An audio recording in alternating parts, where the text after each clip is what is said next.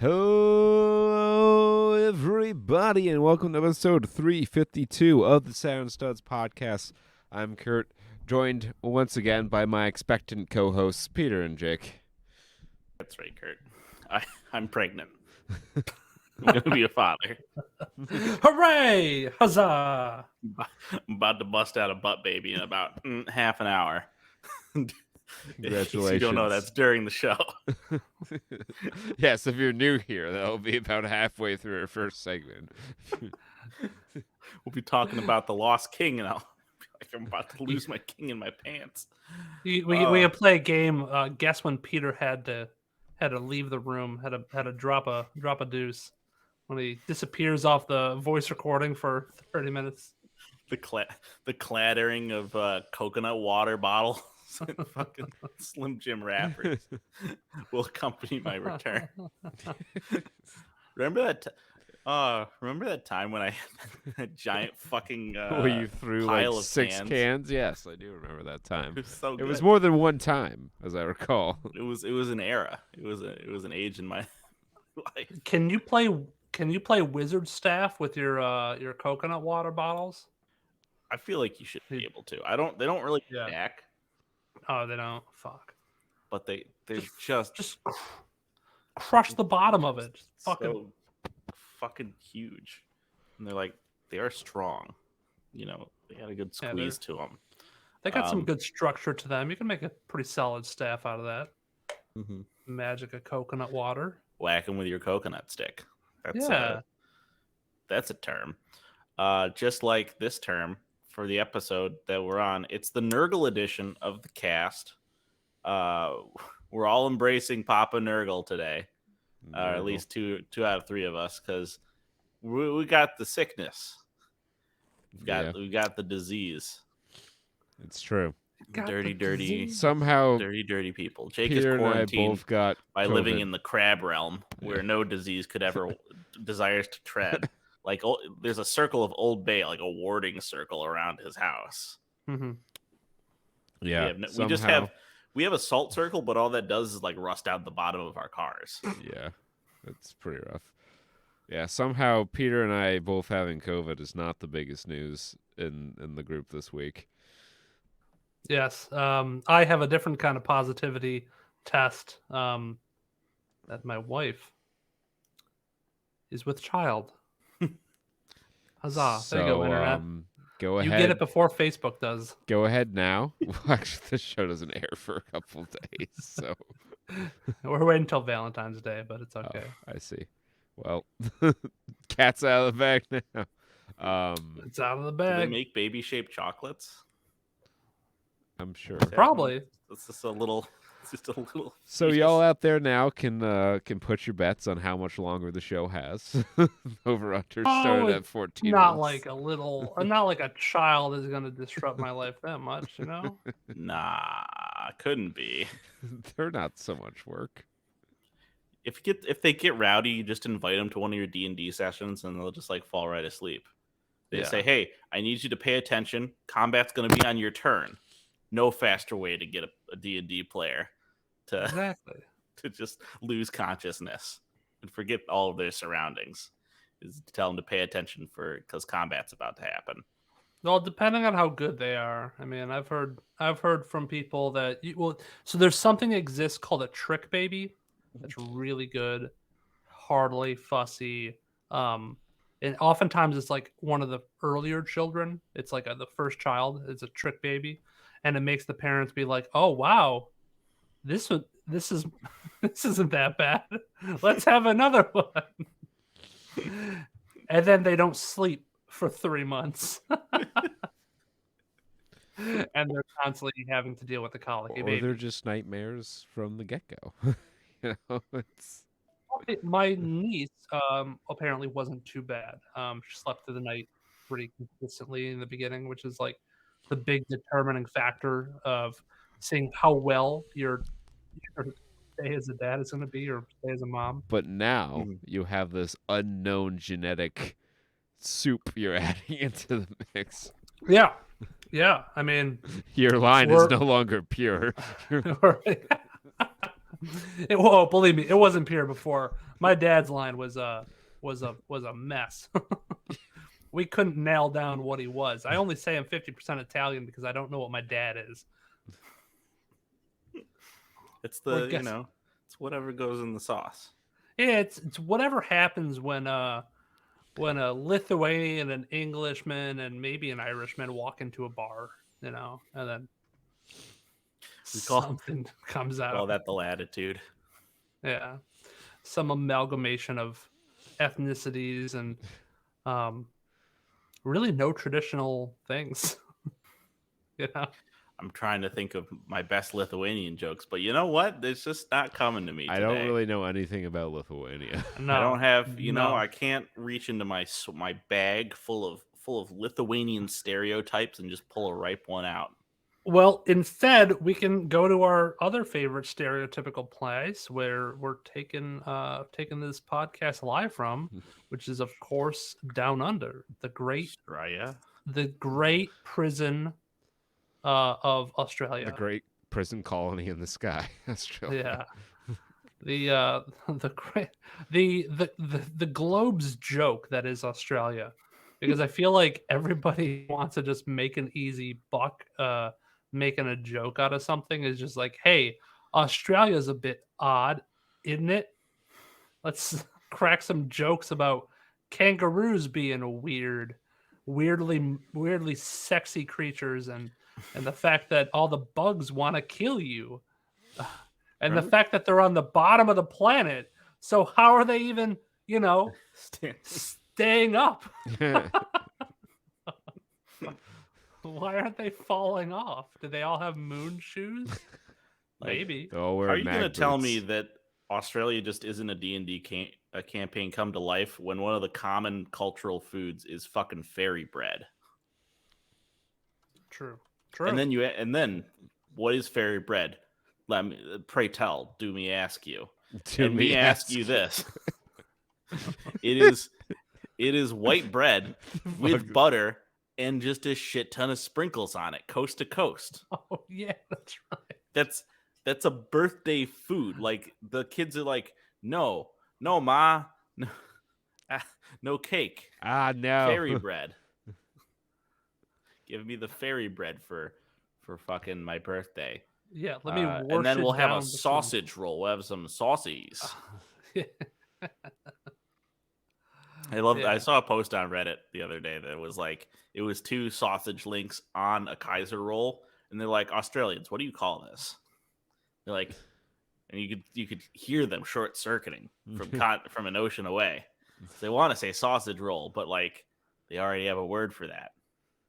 So what is a sausage roll?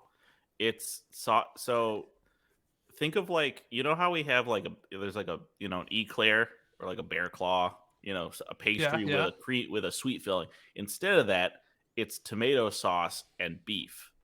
So it's like kind of a calzone without any of the zazz. It's got no zazz on its own. It's England's version. It's the Anglosphere version of the meat within a bread pocket template that has been a food since the dawn of Homo sapiens. That's like, if we all die out, that's going to be the cultural export that aliens find. They're like, well, they really liked putting meat in bread pockets. They had like 50,000 different versions of it. Never ever has man failed to invent hard alcohol and meat in a bread pocket. So it just seems like somebody took a beef pot pie or whatever those are, like the pastry pies which is basically like a pot roast in a pastry, and then like took out all the excess, made it cheaper, and turned it into that. Which, I mean, makes sense for it being Australia. Like, we have access to civilized goods.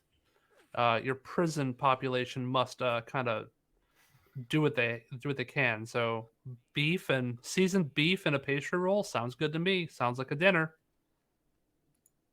Turned into sausage roll. See, I know Englishmen are cursing the Australians even as we speak because they don't have Greggs down in Australia, and that's where you get your sausage roll in the island of England. You go get your saucy from Greg's. I'm gonna look up a list of the stereotypes from Australia and pepper them in pretty liberally throughout this podcast, and Bet you will. we'll see. Just remember, Jake, no hat, no play. Yeah. No, I think Koala Man actually hits a lot of the Australia idiosyncrasies pretty on the nose there. Well, they had some really like low key ones too. I can't name off the back because there were like things that just went straight over my head, like a Vegemite reference or like a Sydney Opera House reference. Like, yeah, I'd get that, but like they didn't really play on to like the whole, oh, creatures are trying to kill us. Good day. And Vegemite. Well, they did they have the next generation of Australian jokes, which is now it's handball, apparently, because both Andy Donna and Michael Cusack they brought it back up. They're like, handball. It's an Australian pastime. It was Foursquare. Yeah, in Auntie Donna. I guess that's how it was. That's how it was in New York. We played. We played on my street. We played Foursquare with like Olympic level intensity. It was a very serious thing. Like throats were cut, and none of this what is this steroids were taken playing in the show? You played for the it's a free for all. The royal family. Sometimes you'd strike an alliance with someone to hold down the top two spots. It's funny because there's an article of the 12 stereotypes every Australian hates, and one of them is referencing the convicts. And this is definitely written by an Australian, so like I get it. They're trying to cover up their past, but like trying to say that they're all not like British convicts is kind of a bit of a stretch. I feel like it's dishonest to imply that they're not. You know, I mean, I could definitely see that the current 24 million citizens. I could definitely see them all having. They're all guilty of something. Like that's just a fact. Like, shrimp on the barbie. Oh, racist! Are they all racist too? What, are you racist?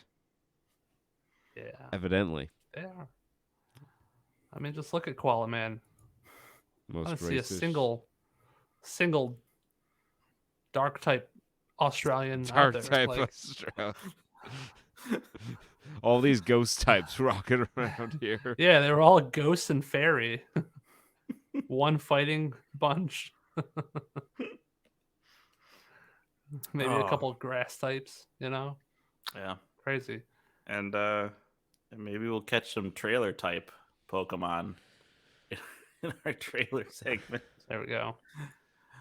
With the greatest of ease, we transition into our one of our many segments. Now, a segment is a selection of time in our show which we dedicate to a certain thing. This thing, in this case, Trae Watch, being trailers, which are short snippets of a movie that you watch to get a gist of the movie. And that's what we're doing here.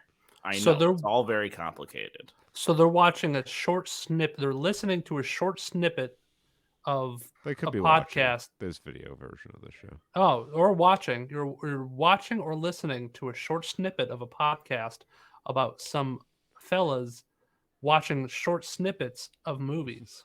And people wonder why this show hasn't really taken off the way that some thought. You know, who listens to that description and thinks, "Hey, I gotta get me some of that." Who doesn't? The Fine Bros. Guys, it's whatever happened to them? What the fuck happened to the Fine Bros? I think they tried to own the human emotion of reactions. Yeah. And they got laughed at so hard they just quit making content. I think like Athena cursed them. Like they lost their long-term memory, so they can only react to things until the end of time. They can't absorb information, so everything is new. I think they just have I think they literally just have the YouTube channel React. Yeah, probably. And it's still posting.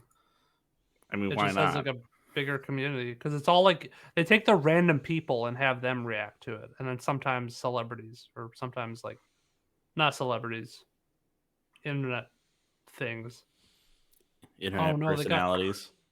they got Critical Role to do one. Oh no, Of course they do. They can get anyone to do. They have why'd you do that? They have the most clout. When you're a star, they just let you do it. Yeah, Much like actors have clout on this segment called Trae Watch. Don't try to write this shit, Peter. It's not happening. Now, Trae Watch, it's a segment of our show in which we react. Don't worry, trailers. we'll cut the extra in post. Don't worry, you're not going to hear this. I'm twice. looping us around. I'm getting us caught like an ant death spiral. Forever introducing the segment, but never getting to it. Really Sisyphean videography right here. Yeah. So which one of these baddies do we want to jump into first? I know we got the boogeyman over here too. I don't know might if as we well. mentioned So did he boogie on down? Now I saw this. Let's I think tonight during a football game, and I said no. Mm-hmm. I don't.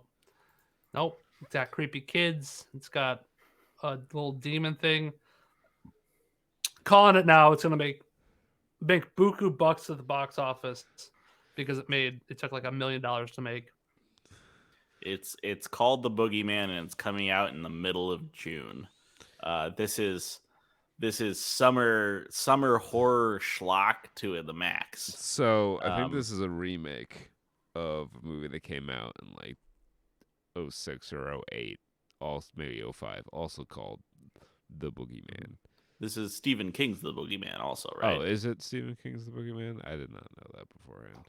Yeah, I think they said like based on the Stephen King, based on the King, The Boogedy Man. So there's been a few boogeymen, as it turns out. Seems like everyone thinks they're so clever when they come up with it the first time. But yeah, there was one nothing new under the sun. From 1982.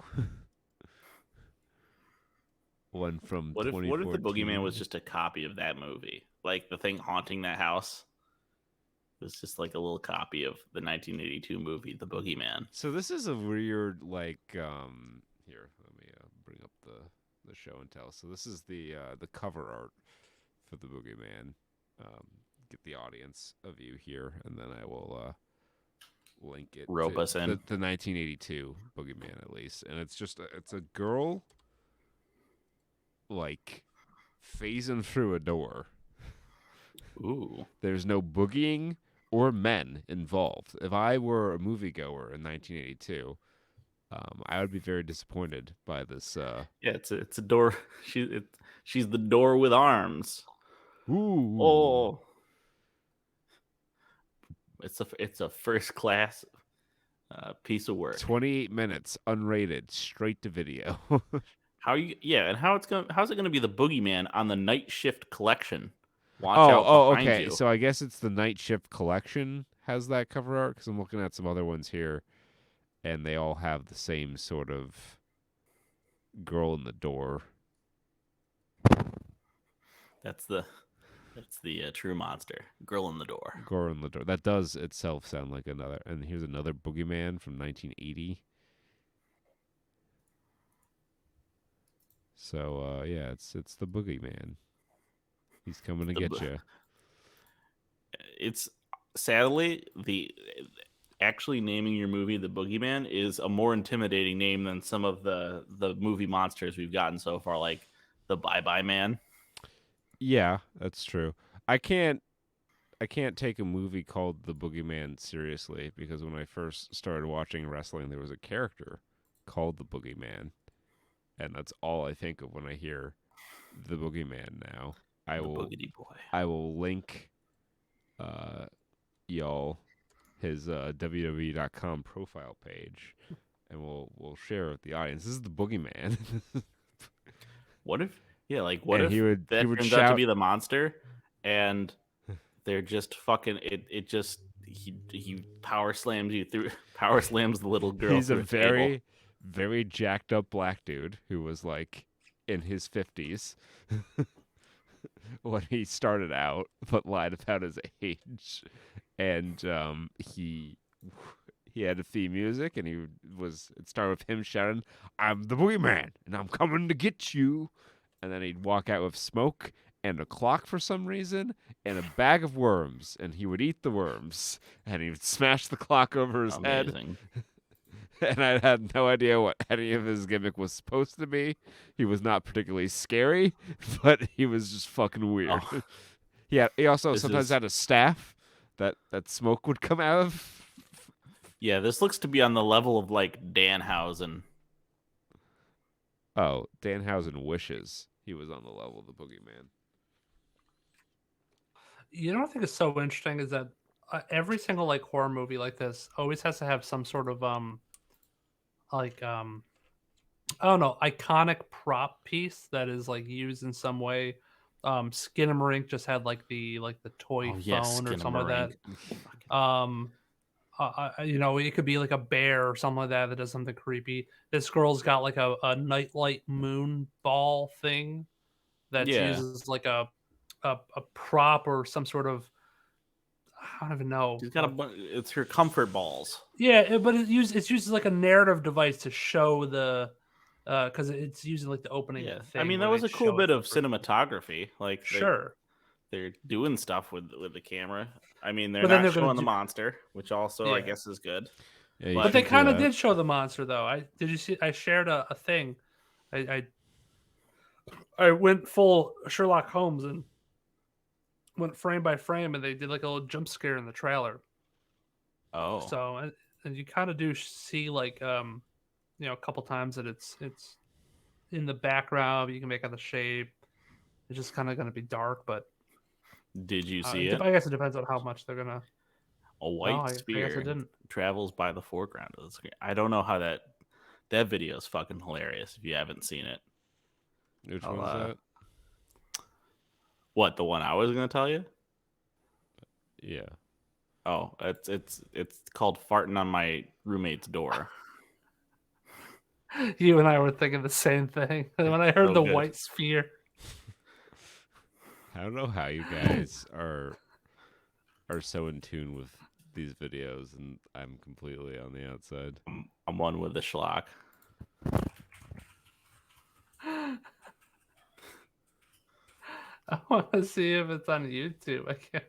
This is like React stuff. No, there's too many weird shit. Farting on my boyfriend for 24 hours real life. That's not what I typed in YouTube. I'm not interested in your Dutch oven fetish. I'm really not. It's okay. I guess it was only the XQC React. I'm not gonna bother, but it's a really, really, really good video of proof that a ghost exists in this house. But the problem is that it's also overlaid on top of a guy farting on his roommate's door for like 30 seconds. Just horribly loudly. Yeah, it's like Zach Bagans' Ghost Hunters kind of commentary, but they never cut out the background audio of this man just ripping ass. It's comedy gold. We'll have to track it down. Oh, you got two links to choose from, so choose wisely. I'll have to wait till after the show. So that's Boogeyman. Farting on my Boogeyman's door. We then move on to a more serious, very serious movie, Murder Mystery 2. Yeah. It almost had me for a second, and then I was like, oh, hey, it almost looks like Adam Sandler's like he's trying not to be Adam Sandler. Like he's reformed. He's docile. He's not. And then the actual joke started, and I was like, oh, that's an Adam Sandler joke. These are Adam Sandler jokes. He wrote the comedy on this. God damn it. Yeah, so they're going to I don't even have the sound on, and I like understand what's happening. Like they're going to a wedding. The guy's Yep. gonna die, and then they're gonna have to solve who died, how they died, and there's gonna be some hijinks. It's gonna be And if you hoo-hoos, notice, ha-has. Adam Sandler had his eyebrows threaded for this. I don't. Yeah. I'm curious to say. I'm curious why you say that you didn't. You thought he was being a little restrained. When the first shot of the movie is his bus crashing into the side of a restaurant, and him coming out and saying "Bonjour" in a very Adam Sandler way. You know, maybe my brain glossed over that because it was like it almost looked like it was. A lot of this movie looks bad in the direct to Netflix way, in like the generic Netflix movie kind of way, and not like bad in the Adam Sandler movie kind of way. Right. But then he starts like it right towards the end of the trailer. Like there's a truck that hits a dude, and he like ragdolls and goes flying. And I'm like, that is 100% Adam Sandler joke. Like that's straight out of Jack and Jill. Who thinks that they leaked their policy changes on purpose? I mean, it fucking wouldn't surprise me in the slightest. I found out that like apparently that was an accident, that they updated their policy, and like it was only supposed to be in certain areas, and they're like testing it out in certain areas. I think they did it on purpose, and they wanted to see how much flack they would get for it. Well, the thing is, they announced that they were experimenting with this ages ago and got a shit ton of flack. So, like, they've already done that water test before. They know the answer. They're just hoping if they re-roll enough times, the outrage might be small enough for them to go for it. We haven't fucking forgotten Netflix. The more times you do this to us, the more we're gonna get pissed off. Somebody had a really good point, though. They said Netflix was like a service of convenience, and now you're making it not convenient for people. So like we're gonna drop you like a bad habit. As Gabe Newell once so eloquently put, piracy is almost always a service issue. Yeah, and like it's like so true. If they ever start to, I think what surprised me the most is that they didn't roll out like an alternative. Like, yeah, we're getting rid of like password sharing, but like if you buy our premium subscription or something like that and force you to split the fee with somebody, then we'll let you have it in multiple homes. So here's the thing. Like, I pay for the highest tier of Netflix because it's the only one that has 4K and it comes with 4 screens. If password sharing is not a thing, I don't need 4 screens. Yeah. So where's my money value coming? Why am I paying so much extra for Netflix? Why isn't 4K streaming, which is offered at the default price of every other streaming service, baked into your main price tier? Yeah. Yeah, it's man, it's fucking annoying. It's not even good. It's like they also only give like a 15 megabit per second max bandwidth limit to their 4K content, which is not nearly enough for that resolution. So it looks kind of ass compared to Disney. And the content that they're putting out is like really like it's either subpar shit mixed with like good shit that other people have made and they just bought the rights to. So now, like, is Kunk on Earth a Netflix thing or is that That's a BBC or Channel 4. Like, there's the character Kunk has been on a lot of different shows. They've been around. Okay, so they're like either because I just watched a couple episodes of that and I was laughing nonstop, and I'm like, holy shit, there's something actually good on Netflix, which is kind of surprising. Well, I think You Could Leave was like that for me. Yeah, I Think You Can Leave is also fantastic stuff.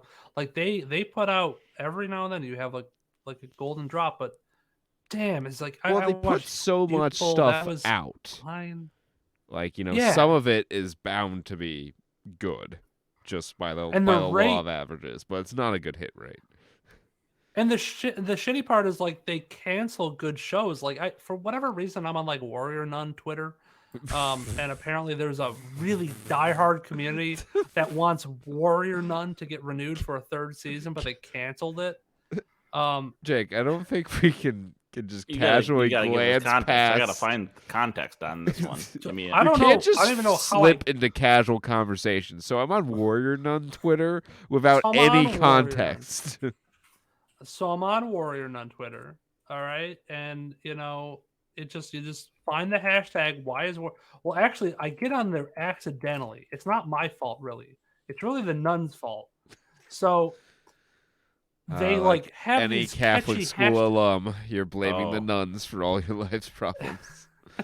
they get these catchy hashtags that I'm like, whoa, what is this trending? It's not like somebody's name or obvious right in the front thing, and then it's fucking Warrior Nun stuff. It's people bitching about how the fact that Warrior Nun's is getting canceled, and now there's a hashtag Save Warrior Nun. So I'm like, why are there so many people that care about this show? Is it really that good? Well, I've encountered this phenomenon before with several CW shows. Apparently those fans get to be rather deranged, and they'll send shit like there's this show I think it was called Reaper, and it was popular amongst like 6 people, and they got a huge campaign together where they all sent socks to the producers of the show to try to keep it on the air. I guess that was a thing in the show. I gotcha. Like, apparently they bought a billboard in New York City, hashtag Save Warrior Nun. I'm like, Yeah. what? I mean, They are really pushing it. Hey, I've what's contributed to some the, Kickstarters for people to fly planes over MetLife Stadium with banners to fire the current head coach of the Jets before, so I can't Huh? really. I want to see how much it costs for a one slot in Times Square, because I know a lot of people do that. They'll get like 6 seconds in New York City. Yeah. I don't True impacts the company, but are they gonna like just say it? All right. Oh yeah, you can get $150 an hour for a billboard. That's not that Um, bad. Yeah. So low is $5,000 a day to run an ad, depending on how much you're running it. So Yeah, it's not honestly. like it's definitely a good value, because it still feels like a flex, and people still talk about it I like it's mean, a you're flex. gonna get a lot of people are gonna see your ad. Right. I think people just they'll get like one ad. They'll get one slot. But yeah, so okay. That's Warrior Nuns. Is that anything like Warrior Cats? Is I that don't anything think like so. SWAT Cats? Samurai Pizza Cats? Anyone remember that show, or is it just No. me? I feel like I remember it existing. I never saw it, but I remember that it existed. Moving on. Moving on is a movie. Yeah, Oh, it's true. Got him. You So fell in my trap, Jake. two, they stole away 2 from the 80 for Brady bunch to Yep. be in another movie that I thought was going to be the one for me part of the riddle that is 80 for Brady, but then it also was super schlocky and dumb looking, and now I don't know what to think about it. and they buy a gun. It's like So old I lady's feel like mad at Malcolm McDowell for some reason, and now that their daughter, I guess, is dead, she wants to kill him. And it's all a big joke. I feel like half these concepts are made up behind like trying to put these old ladies into situations where they normally wouldn't be put in. Like, Yeah. haha, wouldn't it be funny if we had a couple 80, 90-year-olds going to a pawn shop to buy an illegal gun? Yeah, like it's Golden Girls actually had comedy, but all the producers got the wrong thing from it, and they said, what if old women said poopy? Old lady says the poopy word. That's comedy. Well, this has been a recent resurgence. There was a very big lull in this space, but I guess as the mom movie of our era now must be the grandma movie of the new era. And so true. the leads ages have had to increase. It's aging with my mom. Interesting. It's weird. It's weird to track Hollywood trends based off Moms. our parents and moms. I don't like it. The mom Stop. index. The The mom Mindex, index of if you movies. will. And this is at the red threat level of grandma territory. I was gonna say for something a bit more. I don't know if anyone has any more other comments about this trailer. I do not. Yeah. Something a little more directly, a little more up on the mom index, at least my folks. The Lost King, because my family loves them a good Steve Coogan movie. Yeah. This is an interesting movie. Lady gets obsessed with King Richard. King Richard, I guess. Wants to find his lost remains, which, yeah, this, you know what? This is based on a true story movie, so Yep, true story of amateur historian Philippa Langley, who took on Britain's most eminent historians, forcing them to rethink the legacy of a controversial ruler.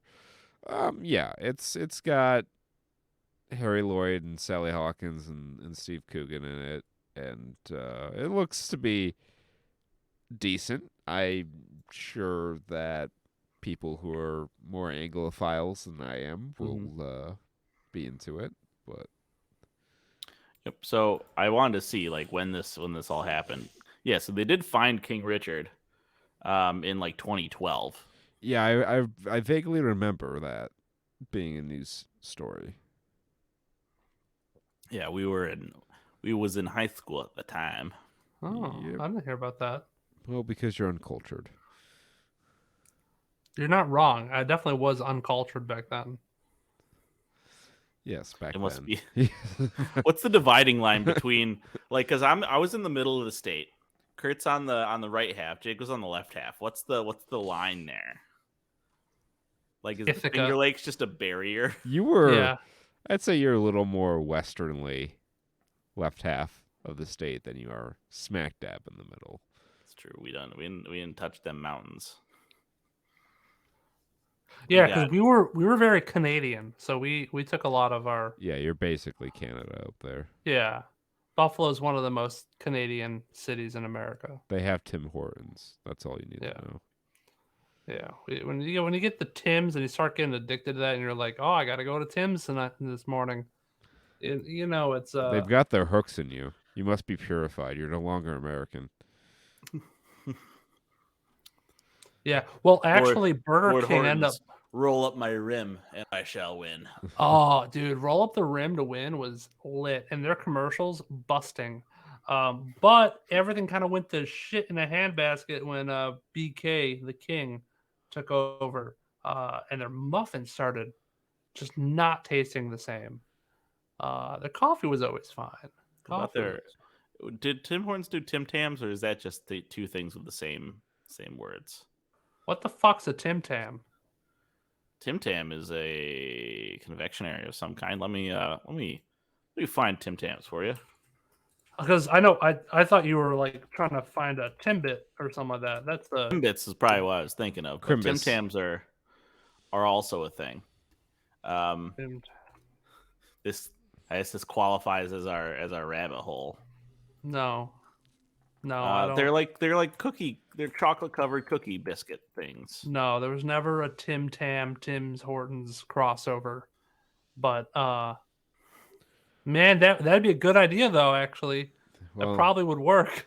I'm glad that rabbit hole had a happy ending, just like this movie, My Happy Ending, the uplifting story of a woman with cancer. meeting Correct. the most unlikeliest of friends. It's the who happy also have cancer cancer. movie. It's the Yeah. lifetime. It's the feel-good is cancer movie. straight from the bowels of Lifetime TV.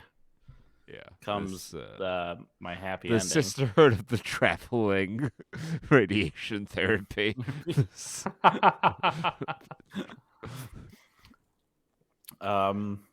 Yeah, our main character is Power. She's the chosen one because she gets to keep her hair. And they all have imagination adventures where they try desperately to deny the fate that slowly approaches them inexorably. Yeah, Andy McDowell plays herself in a movie about her facing colon cancer with her friends. Yeah, does she actually have colon cancer I'm or something? trying to figure that Probably. out now. Because that would be even more sad. McDowell was divorced in 1999. I don't know if you guys know this, but celebrities are not actually immune to cancer like we all thought. Well, I thought I was immune to COVID. That didn't work out so well. Yeah. I'm pretty sure I'm pretty sure they have a trainer that will just help you reconstruct your own second body with enough juice fasting and 6 a.m. workout regimens. You can just craft your own second homunculus. Like that's what they got to be doing in Silicon Valley. Did y'all hear about that like research into like rebooting cells as like the possible like cure to everything? No, I have not. Yeah. I know. Well, Sounds it like makes a crock of sense. shit. Turning it Probably off is. and on again is one of the most tried and true troubleshooting methods in the world. I'm pretty sure that's how they described it when they were like talking to people in like layman's terms, or like think about like rebooting the cell as like a way to reverse aging processes. So you're telling me that like as I'm dying, I can just treat my jeans like a fucking set of underwear and just turn them around, and then when they get even more degraded, turn them inside out. Yeah. That's what I did this morning, and got no complaints here. I could not find anything about her actually having cancer. When you search her name in cancer, this movie comes up. So, well, I guess she'll just have to make a covenant with God in the new Guy Ritchie movie, The Covenant, which is the sequel to Halo. Yeah, this is actually a sequel, a spin-off of the Halo series that they promised. Did not know Guy Ritchie's name was going to be in the title, though. Yeah, I'll take it. So he is going to be making a movie about how the aliens were actually Al Qaeda and maybe took over the planet somehow. So no laser guns. I remember when SEAL Team 6 went in to assassinate the Prophet of Regret. Classic operation. Yeah. So this is quite a different kind of movie than Guy Ritchie's usual fare. I forget what he usually makes. He does a lot of like gangster movies. Oh, okay. Like Snatch and The Gentleman and stuff along that lines. He did the Sherlock Holmes movies, the more recent ones with Robert Downey Jr. Gotcha. Yeah. Yes, it's all coming back to me now. So this is a little bit different than what he usually does. It's got Homelander in it and Jake Gyllenhaal. So it's got some. The pieces are there. I'll see it. I like Gerard Butler is nowhere to be seen. Nope. Mark Wahlberg also missing. Yeah. So this is already much more diverse than our usual fare. Yeah, I'll watch it. It'll be interesting to see. I'm a pretty big fan of Guy Ritchie's work, generally speaking. So I guess it revolves around this interpreter translator guy who joined this group of Navy fucking SEALs or Marines or something. Yeah, it kind of feels like an enemy mine sort of thing for a little bit there. Troops in Afghanistan. I think he probably was like a soldier, maybe fighting against Al Qaeda or the Taliban. Did they say Taliban or Al Qaeda? I forgot. No clue.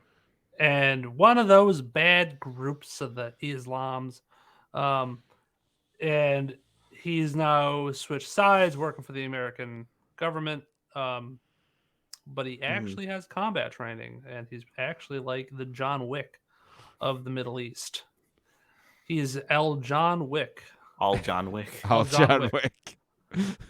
He's El John Wick, and he's come to kill you for killing his dog. Very similar stories, except The he same, knows in fact. Arabic. Yeah. Basically. Instead of John Wick, it's John Arabic. John Arabic, yes. Correct. John Arabic. And next up, we have the George Foreman Grill origin story. Big George Foreman. Big George Foreman. George Foreman has an interesting career. A lot more Jesus than I thought. Yes, I was concerned for a minute there because they put the whole movie in the trailer. I was concerned for a minute there because after like a very brief lip service to his early boxing career, it's all about Jesus. And I was like, oh no, are they going to make a George Foreman movie about his preaching and not about his grilling or his boxing? But it tried to be all things to all people. And there's going to be like a good 25-minute swap in the middle of this movie where it's going to be a lot of Jesus. And you're just going to have to be prepared for that. You have to live it. Yeah. This definitely feels like... I think it captures the eccentricity of George Foreman. Like I could definitely see this guy being the kind of man who would name all his kids the same name. His name. They're all George Jr. Even the Romans weren't that fucked up. They named their first kid Primus and their second kid Secundus. Like the Romans at least put numbers in there. Like they numbered their kids. George Foreman couldn't even do that. George Primus and George Secundus, dinner's ready. I made it on my famous grill that I made that is a knock out of the park. Yeah, I got nothing really to say. I don't know a whole lot about George Foreman other than he's got a grill. He was a boxer. Didn't know he was dipped into a river and baptized. He was like that. He was a very good boxer. He's one of those debates of like, you know, where does he rank all the time in terms of the great heavyweights? He made Joe Frazier look like a chump, and Frazier was one of the few people who beat Ali in his prime. Right. So he's got that kind of like the transitive question. He got mugged by Ali. The Rumble in the Jungle was one of the biggest heavyweight boxing fights ever, and George Foreman calls it the mugging in the jungle because he walked in with 2 belts and walked out with 0. Yeah, but by the time Tyson they got Martin up, Lawrence. Yeah, he was out of there. He's wrestling, and between the rounds, he's in his corner getting resting up, and is that Martin Lawrence comes in, he's like, remember the Forrest Whitaker for a while. Yeah, remember the rebellion. Yeah, do you mean Forrest Whitaker? Forrest Whitaker, yeah. Yeah. I was about to say, does Martin Lawrence have the Forrest Whitaker eye now? It's all just coming together. You know, they put a little Elvis on, and it's just music to my ears. Forge Jorman. Yeah, it looks like I feel like this movie's gonna drag, to be honest. It spans a lot of topics, and I feel there's going to be a point where I'm going to fall asleep if I ever see this. I think if I was to watch this, I wouldn't be able to I'm not going to see this in a theater because I don't think I'd be able to sit through the Jesus part, which I know is going to be like too long. Say this movie's an hour 45 minutes, it's going to be like a half hour of the Jesus stuff. Yeah.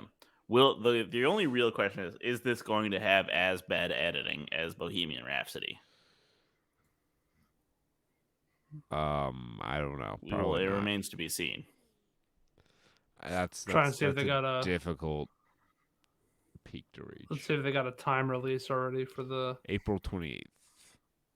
I was talking about like a length. Sorry. Oh, I was talking about my fucking time release medicine. My time release George Foreman anti-seizure medication. Big George. For Yeah. those of you who are asking, yes, I did have my pants baby 20 minutes ago. That's called a callback. It's too late for a callback. Don't call it a callback. No, it's there is bad no No, official runtime listed as of yet. That's I said length, and it gave me the height of George Foreman, which I guess makes sense. How So long this is movie's George Foreman? This movie's gonna be 6 feet 4 inches. I wonder how much time that translates to in terms of like reel, like in terms of film reel. How much time does 6 feet of film get you? Well, so you have to how wide is a frame of film stock? So 35 millimeters. Yep, 35 is millimeters to inches. Millimeters to inches. Let me bring up my calculator here. Crunching the numbers for science. All right, so 35 divided by 25.4 is 1.3. Okay, so 1.38, let's call it. So 76 inches divided by 1.38 gives you 55 frames. So about 2.5 seconds. Good. Really succinct movie. I like it. 1 second for George and the other second for Foreman. Just goes to show you how much film actually has to be on a film reel. Yeah. Yeah, Play they're a big movie. old chunky things. And all that space, it takes up space. So you have to find somewhere to put it all. And, if you're Hollywood, you put it in a salt mine. Or you put it in a shed if you're early Hollywood, because you don't know how to store film, and then a fire destroys priceless works of film history. Or you throw them out yourself because you're like, fuck it. Who needs to watch the extended cut of fucking Citizen Kane? Not me. Not necessary at all. Could you fucking imagine if we could get the director's cut of Citizen Kane? I don't think Orson Welles compromised on much. No, he did. He did. It was famous as that was one of the things. He didn't compromise. The studio went behind his back and cut some shit out of the film so it would fit a good runtime. I see. And then they threw out the film. So there was more footage in Citizen Kane that we never got to see. I haven't seen it, obviously, but I wonder if it would have made anything better. I think the movie's pretty well paced as it is. I think more shit might have hurt it more than it helped it. Who knows? Maybe we should watch it for April Fools. Do a fucking 1 minute review. It's it's pretty good. And fucking shit on it. I've seen it before. I haven't seen it yet. I would love to see it and just shit all over it. I'll be honest with you. It's kind of a little boring in parts. I've seen better movies, but I think a lot of its importance comes from how much of the groundwork for what a modern movie looks like it laid. It's of great historical importance, but I think by today's standards, I've seen better stories told. Yeah, I feel like if you watch it next to I'm guessing if you watch it next to other contemporary movies, oh yeah, it'll stick out like a fucking sore thumb. It'll shine like a beacon in the darkness. It was one of the first movies when I was doing my poster, which I'm still working on. I'm almost done. It's 100 movies. It takes a while. Other things we're doing. Yeah. So it was one of the first ones I did, along with another movie from a couple of years earlier, the great dictator, and they couldn't be more different in like how they looked and felt, especially in comparison to other modern movies. Mm-hmm. But like after that, stuff like Casablanca, Maltese Falcon, all kind of look more similar to It starts to have its movies. own style. Yeah, but Orson Welles and Citizen Kane were a big part of that. Just like the box office and the follow up was a big part of things.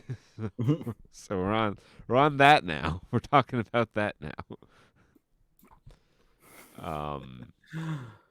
In first place this week, or last week, January 27th, 29th, Avatar: The Way of Water, bringing in $15.968 million, down 20.7%.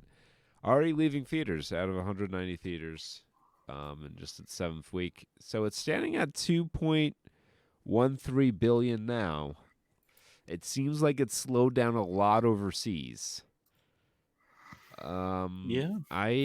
I don't think it's gonna hit. It's definitely. I don't think it's gonna pass Avatar 1. I don't think it's gonna pass Endgame. But I how think much does that matter to James Cameron? I don't know. It's he hit the calculated target. I think he'd like it to beat out Endgame because I think he wants all his movies to be on top. I could see that. I don't know where it ranks now. Domestic. See, it really bugs me that Box Office Mojo, so much of the things I loved about it are behind a fucking paywall now. Mm-hmm. All-time rankings. Yeah. Here we go. Top lifetime gross. It is 10th. Oh, that's domestic.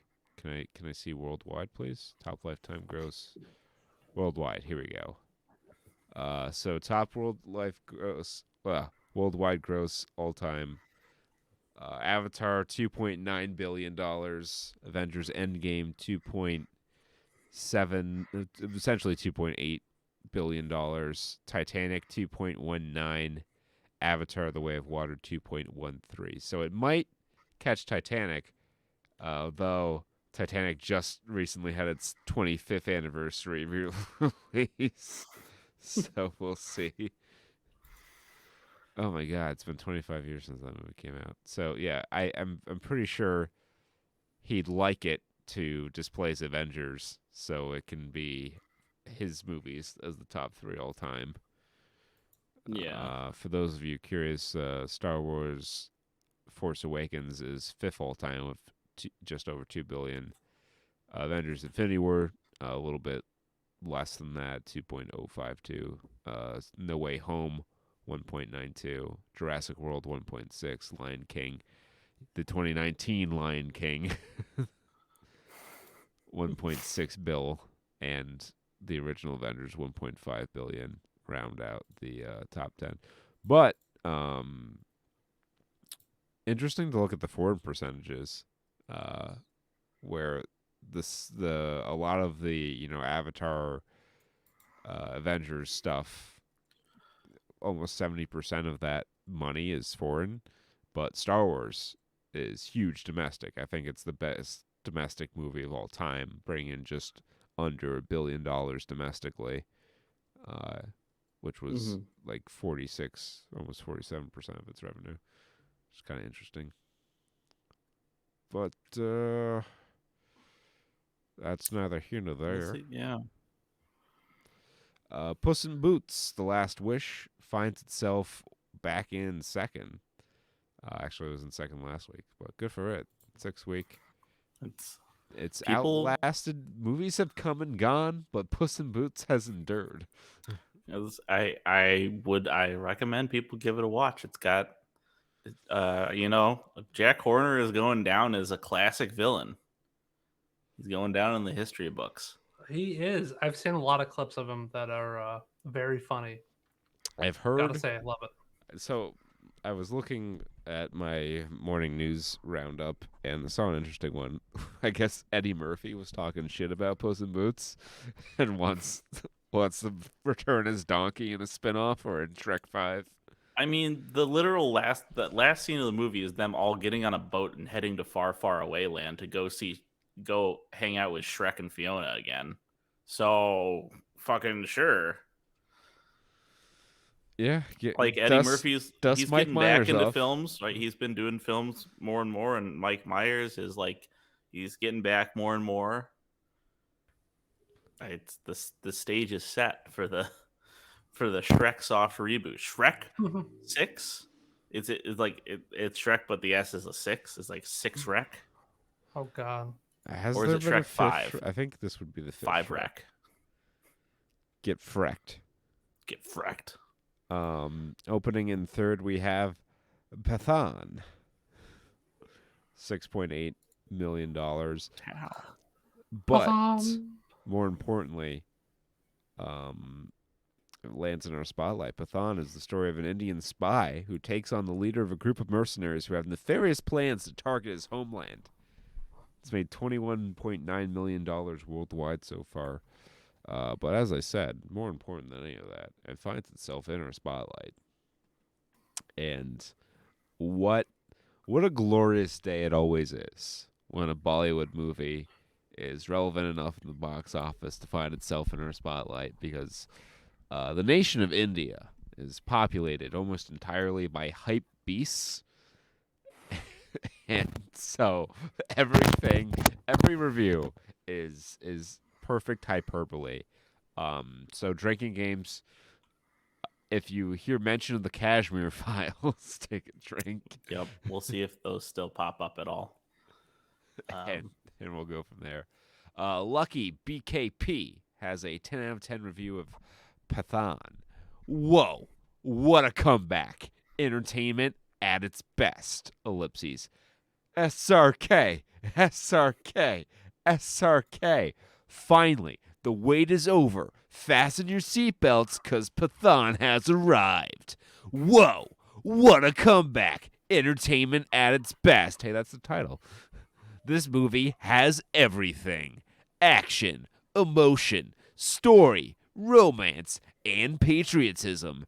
Everyone should must watch this movie. Full-on entertainment. Saharukh Khan, Deepika Padukone, and John Abraham all have done a fantastic job. Deepika is looking so gorgeous.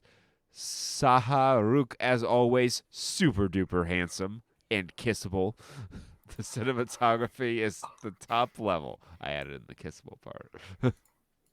The cinematography, take a drink, is at the top level. Altogether, Pathan is pure theatrical experience that deserved to be watched in a packed theater with a lively audience.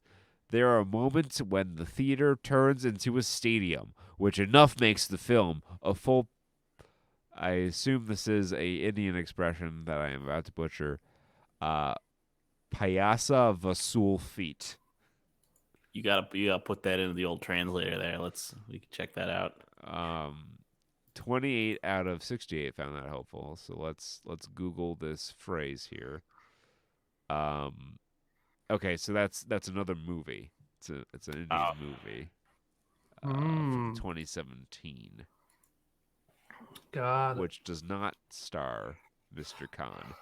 So, but there is a guy named Muhammad Ali in the movie. That's amazing. He is not the Muhammad Ali you know. He's an Indian actor who goes by Muhammad Ali. Oh. Surprising. Float like an RRR, sting like a Kashmir Files. I will grace you all with the. So we've got a general smorgasbord of reviews to pick from. There are 590 total reviews. I got 108 one-star reviews. Now, I've gone through these and painstakingly read each and every one of these 108 Definitely reviews. did to not find pull the top two that he found. Kurt, shut the fuck up. I picked up top The top of the top. The I'm cream of the agreeing crop. with you, Jake. I said you definitely did not do that. Oh, sorry. God. Don't you just love it when we get irresponsibly and weirdly mad at each other for saying the right thing? God damn it. So no, I went through. I found there a lot of people naysayers saying no, this isn't a good movie. But a few have the intellectual input of IMDb to break down this and systematically rate it at the 1 out of 10 that they feel in their heart of hearts that it deserves, just like Rayhan 02922 says 1 out of 10, zero story, poor VFX, watch only for SRK and train sequence. What is SRK? It's the lead actor. Salman, I think it's Salman Khan. No, it's Okay. Shah Rukh Khan. Oh, sorry. Okay. So it is an acronym that they did not capitalize. Okay, fine. It's Was waiting for this day for over 2 years. I hoped this would finally be the movie that would blow my mind after such a long streak of disappointments. Excited, saw it first day, first show, and it just added to the streak. If there was no SRK, this would be a flop, no question, relying on his hype to carry this only. The good SRK is back, the train sequence. John, a great bad guy. Deepika was extremely attractive. Songs are decent. Pathan character background hand-to-hand action choreography. The bad story predictable, plagiarized. ... Even Lion King and meanders very disappointing. Poor VFX. 50 to 75% action relies on VFX. It's almost cartoony, silly action sequences. The action sequences are just silly rather than thrilling. ... When it's hand to hand, fantastic. But everything else is literally just dumb.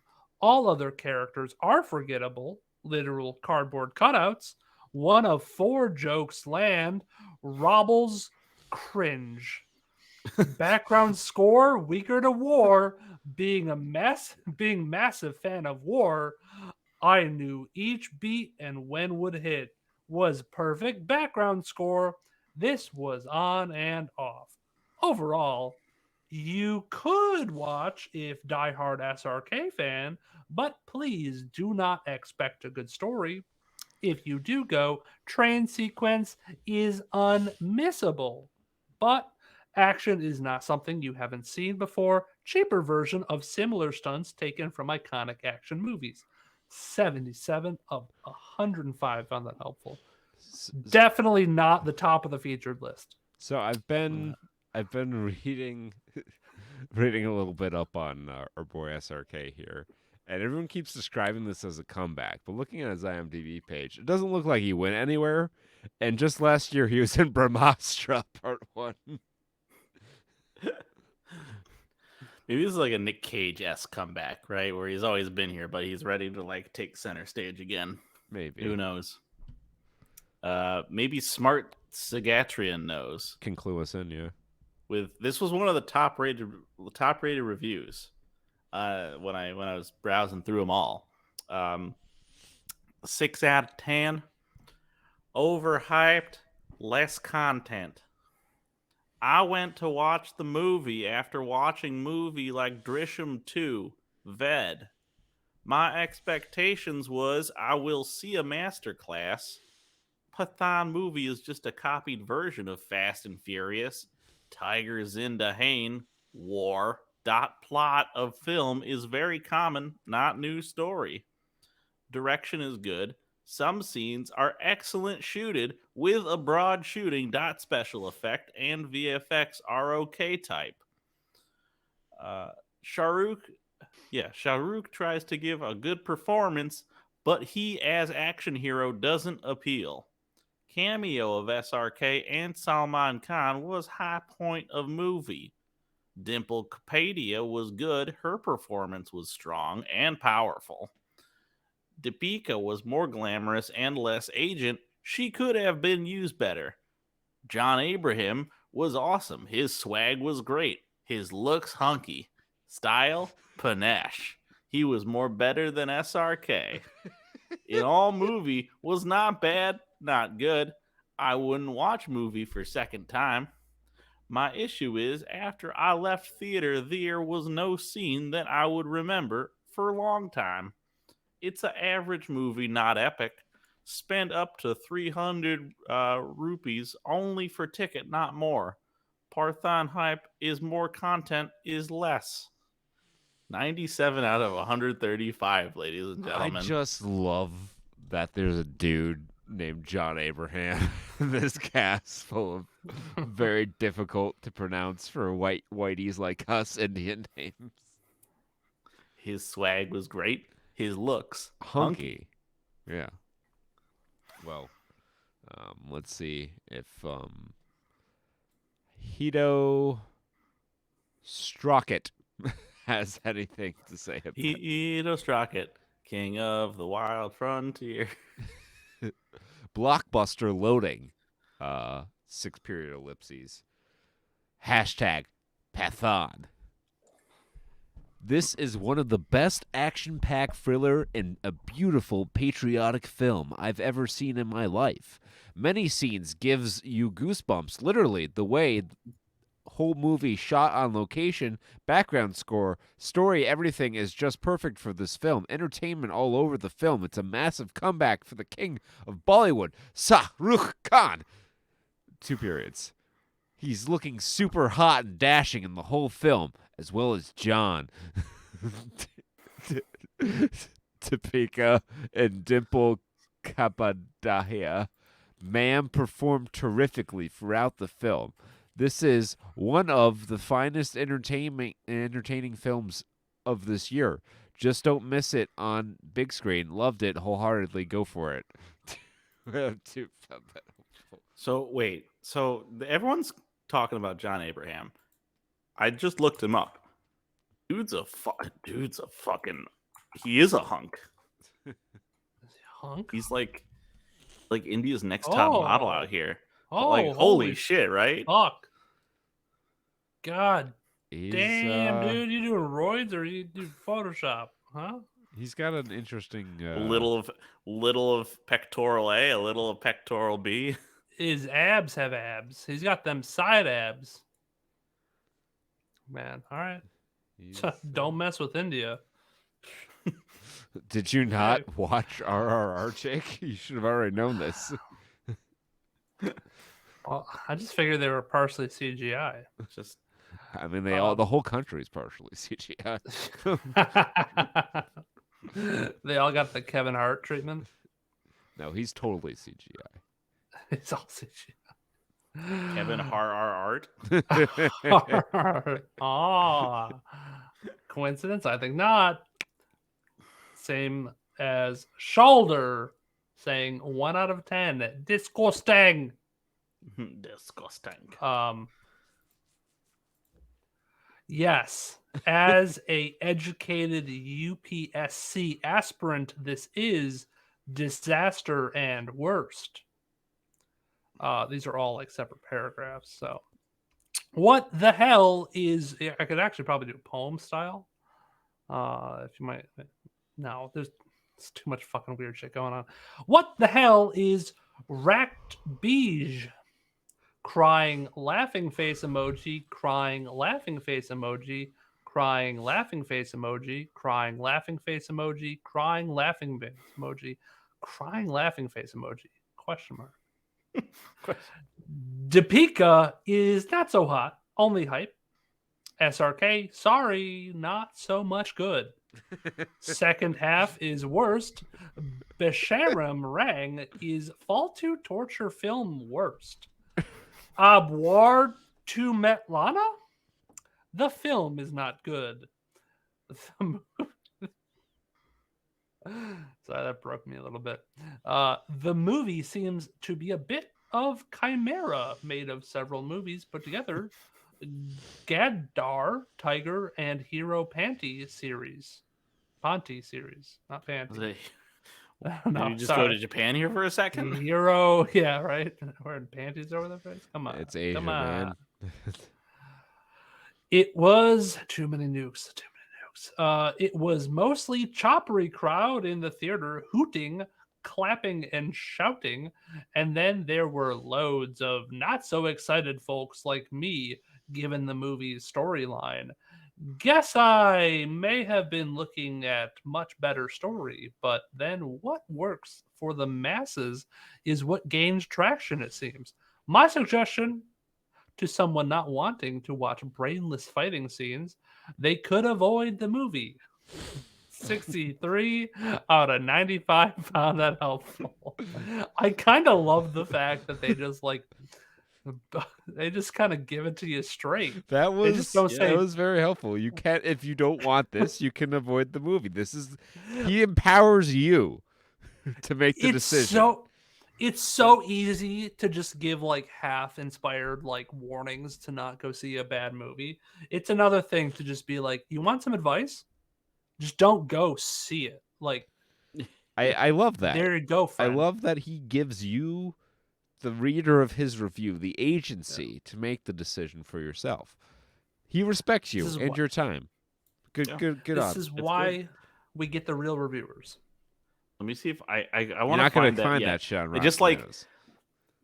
Shout out to this 4 out of 10 review on that topic by Finn Morali. It's a really pretty good review, but the title is "How much of your brain can you keep out of the theater?" that's just a beautiful little stinger right there. But the actual review I'm reviewing is from Venkata Santor. 5 out of 10. Average, poor story script. Film is average, same old story, with mix of tiger and war movie, nothing new, but horrible and poor story, script, and writing. 1.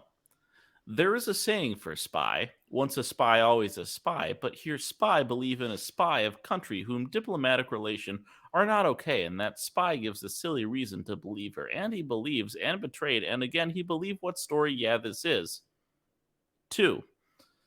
Funny part was the plan that they were discussing to steal important object from Russia. That plan was so childish, I didn't know whether to laugh or cry actually. 3. In none of the story, villain will say how to deactivate that object after activating it, even if he says he would not have break the remote and give no option. This is how every story would be out there, but Jim says this remote is to deactivate, and then he keep in his shoulder, hurry. What script? Yeah, this is what kind of villain Jim is. Is he villain or comedian? Overall, very, very, very poor story script written.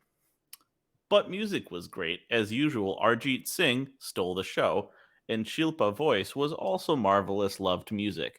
Yeah, and acting too, but poor script and story actually. 40 out of 72. That's quite a hit rate. Alrighty. Spy, once a spy, always a spy. But here, spy believe in spy of a country. I couldn't have said it better myself. All right. Trailing Pathan, you have A Man Called Otto in 4th, up a spot from last week, bringing in $6.65 million. Megan falls 2 spots into 5th, $6.2 million for that, as it gets ushered out of more and more theaters. Missing, also falling 2 spots, finds itself in 6th with $5.6 million take, down 38% from the previous week. Pretty low drops for everything in the top 10. Usually we see 50% drops, but I guess we're at that low tail off on a lot of these. Plane finds itself down a single spot, down 27.7%, $3.8 million. Left Behind, Rise of the Antichrist, $2.5 million its opening week. It's a fathom of that. And let me read to you. Like, is it Left Behind 2? Left Behind again? I don't know. But let me read to you the wonderful summary of this movie because I found it delightful. The only light after the world falls into chaos is a charming new leader who rises to the head of the UN. But does he bring hope of a better future, or is it the end of the world? Hint: the UN is the Antichrist. Infinity Pool opened in 9th with $2.5 million. And rounding out the top 10, The Wandering Earth 2. Which I guess I looked up it sounds like Mortal Engines just from reading the description here. Yeah, it looks pretty. I mean, it looks pretty interesting, I guess. So the fact that it's showing up at number 10 in America means that like this is going insane in China. Like this is huge. Well, I guess those results aren't being reported yet because apparently it's only made $1.3 million internationally. Interesting. Or maybe it released in earlier year. All releases, let's see. All the releases. Nope, this is its only release so far. Asia Pacific has only opened in Australia and New Zealand, so it hasn't opened in China yet. Okay. I gotta say, just from watching the trailer on like IMDb, it looks kind of good. Like, what do we have? Moonfall. Mhm. While China's producing shit like this, Where we're gonna strap a rocket to the Earth and go. Which, side note, is like almost an actual concept that scientists have like they've run the numbers, and it's like they see no reason why you can't. If you have enough big fuel, you can move the Earth. You can put big old fucking orbital rocket kind of dealio on it, and you can push us out of the solar system if we have to. If we had like Dyson sphere level technology. If it came to that. Yo, can you imagine if we ever built like a Dyson sphere? I know we never will, but like that'd be pretty metal. It'd be It'd cool. be metal as fuck. Yeah. I would, if we can just, I'm fine with us getting to fusion. If we can get fusion before I'm like 60, that would be choice.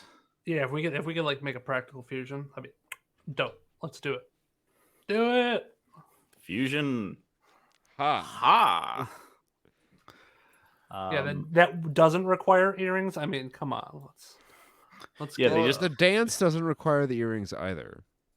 The earrings is easier though. If you're out of sync at all with the dance, you're gonna be fat or old. I know, but the earrings take a lot of like energy and to like manufacture. Like having that like be for every power grid. I mean, plus, like think of all the cobalt that goes into them. Cobalt, you don't want African children mining. Having to put cobalt. the earrings on the individual atoms, it's very tough. They've been trying for a while. Yeah, it but turns is it out any tougher than getting them like to dance in perfect sync? I don't know. Do scientists know this? That's all they have to do. I don't think they do. Well, I mean, the Briefs research organization obviously knows this. I mean, Capsule Corporation's on top of things. Okay. Fucking, we wouldn't have to deal with Elon Musk if we just had the actual Capsule Corporation. Elon Musk is canceled. It's all about Elon Ma. Elon Ma. What's up, Beijing? Have you ever seen Elon Ma? No. Oh my God! Have you seen What's Up, Beijing? That's the hot new meme. We gotta move on. Elon Ma. We've got a show to finish. Talking about gaming news now. The Resident Evil 4 remake looks like it's going to be ditching all of its iconic QTEs, QuickTime events. It was a relic of game design of that era. I don't really need it to be back or care that it's gone. So, the Resident Evil 4 remake.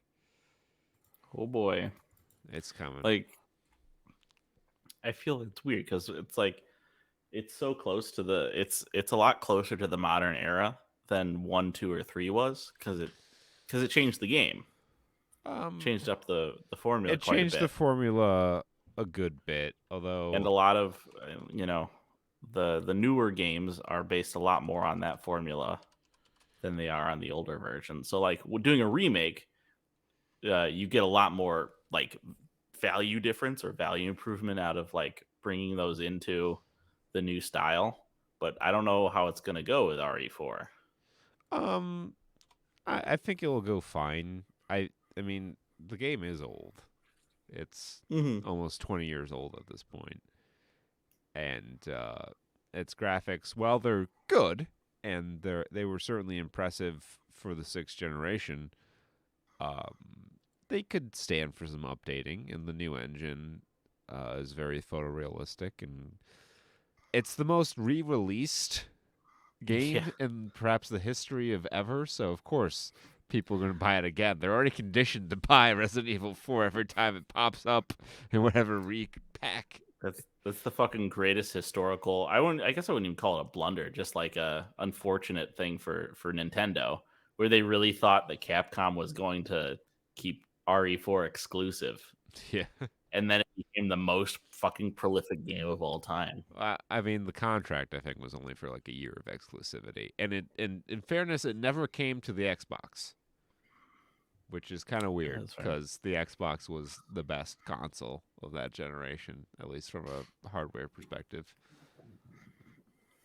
Yeah, but was it able to capture the likes of Nick Offerman, who swore off video gaming after he had a run-in with the likes of Banjo-Kazooie, which got him so high he had to swear off video games for 25 years? Well, I'll tell Nick this. Thank God you never played DK64.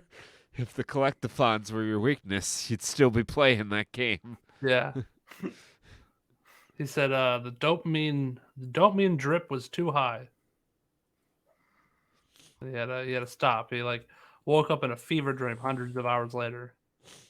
Yeah. I'm still playing Banjo-Kazooie. If Nick Offerman started like whittling like little jiggies and made like woodcraft jiggies and Banjo-Kazooie figures, dude, people would go fucking insane. Yeah. So the reason I bring up Nick Offerman and why he's in the Last press of Us now show, is right? that The Last of Us, he is now considered a Last of Us star for having starred in one episode of The Last of Us. He was the titular character Bill of Bill and Frank. And it was a good episode. Some say the best. But then again, they've said that about every episode of The Last of Us. Well, So is it hype? how good is The or is it Last of extra? Us really when Velma beat it out in terms of streaming traffic on HBO Max? It's so funny because I was gonna bring this up earlier when we were talking about the streaming things. We're like, why can't Netflix just be like HBO and like release quality shit? But I can't really say that when HBO Velma exists. continues to peddle Velma alongside its fucking amazing shows that it has. Like drama, no question. They did the Game of Thrones, they did House of Dragon, and now they got The Last of Us. They are doing fantastic. They've had other good job. shows in there too. I guess, sure, whatever. Who knows? Just You pay know, lip service to them all. Jake. what? How much time do we have? Huh? I'm just.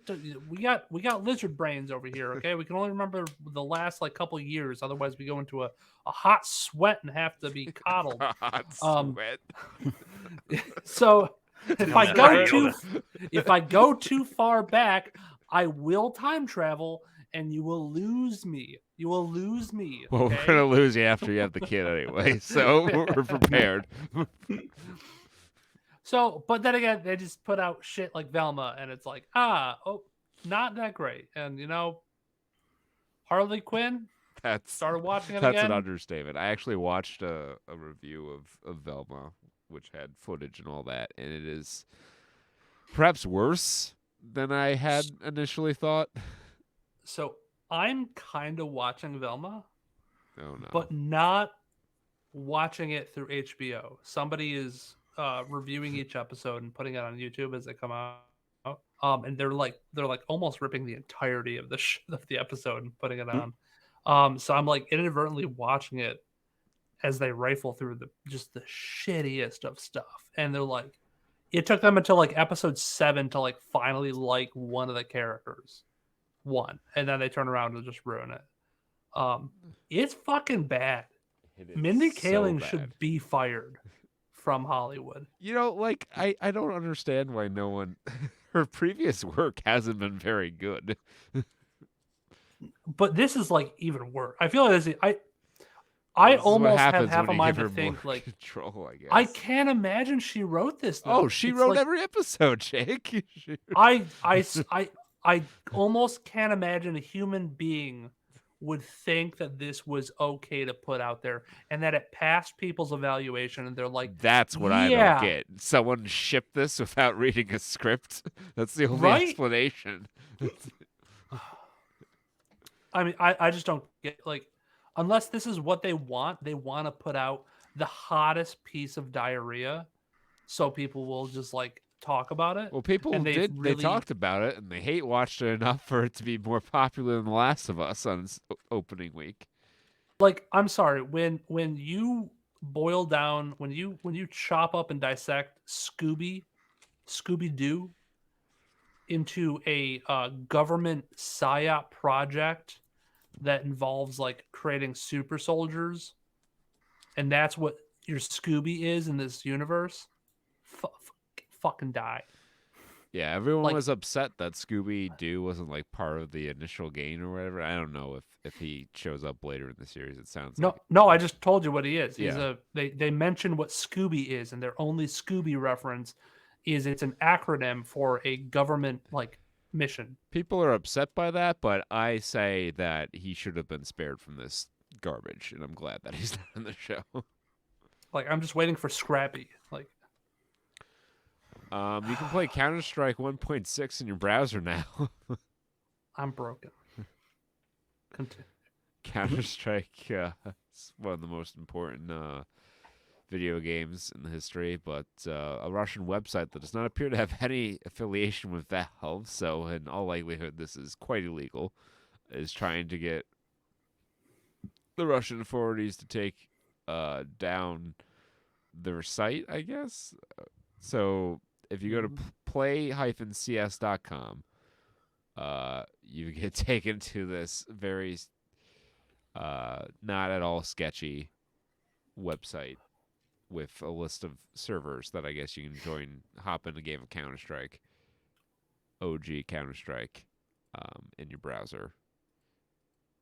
So have fun with all that. 3 days ago, which would have been Tuesday, January 31st, was officially designated by Japan as Final Fantasy VII Day to commemorate the 26th anniversary of Final Fantasy VII. 26, huh? That's not right. That can't be right. It's impossible. PS1, it was only 1 year ago. Meta lost more than $4 billion on the metaverse in the last fiscal quarter. So that's going real well for them. On top of having to lay off the tech sector. Having to lay off. And then the sweet decadent icing on top, partaking in like $40 billion worth of stock buybacks. Well, why do you think they had to clear the payroll, Jake? Ooh, you just loved it. You love to see the mechanisms of capitalism in full-blown work today. I love it. The zucking it to his employees. Hey, Jake. Self-zuck. Self-zuck. I mean, as Winston Churchill once said, capitalism is the worst form of economic policy we've ever invented, aside from all the other forms of economic policy we've invented. Oh. Yep. We love it. Meta, just like start eating your own ass like some sort of financial or Ouroboros. Just They're until heading you that way. Mark disappear into the Zuckerberg. Mark singularity. Zuckerberg's going to go bankrupt, and they're going to try to like arrest him for breach of fiduciary responsibility. He's just going to digitize his engram into the metaverse. Yeah, it's gonna be the fucking it's that episode of Batman Beyond. Yeah. He's like, there's no text code in cyberspace. Halo is switching to the Unreal Engine as 343 Industries lays off a huge portion of their workforce. And I'm pretty sure a big portion of it was did you say Microsoft or did you say 343? 343 in general, but Microsoft also laid off a lot of people. A lot of cuts to the Xbox division in their first party studio, so I'm sure they had to fire. Yeah, I think a big portion of it was 343 that got cut, and I'm like, oh well. Well, that's what happens when you can't finish a game. Well, can't finish a game, releasing an unfinished game. I mean, there's a lot of stuff that goes into it. Like who's to say that like 343 also wasn't pressured to release it before it was ready, or force them into like holding things back to be released. But then again, it's been what 2 years now since Halo Infinite's been out. We still don't have Forge, I don't believe. Like, do we have multiplayer? I mean, yeah, multiplayer is there, but you have like 4 maps. Yeah, and the I don't know. It just wasn't enough. It wasn't enough. It wasn't new. The competitive scene was, I think, broken. It's just not good. They didn't make a good game. I'm sorry. But then you look at other games like Valorant, which is a reskin of CS:GO, and it's doing gangbusters. So, what's up? Can you not make a game, Microsoft? It's called scope creep, and it's the enemy of many a developer. I think it's just time to hang up. I think it's just time to hang up Halo's helmet. Like, yeah, I don't disagree with that. I think it was time to hang up Halo's helmet after Halo 3. Not to say that there weren't okay Halo games that came out after that, but like we finished the fight in 2007, guys. yeah.